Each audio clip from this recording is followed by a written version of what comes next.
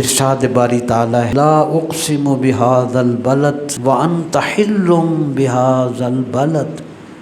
میں اس شہر مکہ کی قسم کھاتا ہوں۔ اب اللہ تعالیٰ قسم اٹھا رہا ہے شہر مکہ کی۔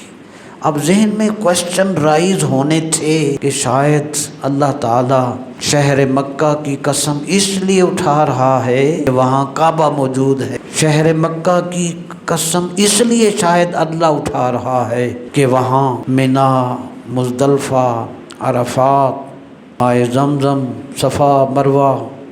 وہاں قرآن اترا ہوگا، عظمت کے سب پہلو تھے۔ مگر قسم کھانے والے اللہ نے خود قرآن میں فرمایا میں شہر مکہ کی قسم اس لیے اٹھا رہا ہوں محبوب تیرے قدم اس زمین کو لگ گئے، ہوتے کہاں خلیل بنائے کعبہ و منا، نہ کعبہ ہوتا نہ منا ہوتی نہ ابراہیم علیہ السلام ہوتے، تو لاکھ والے صاحبی سب تیرے در کی ہے۔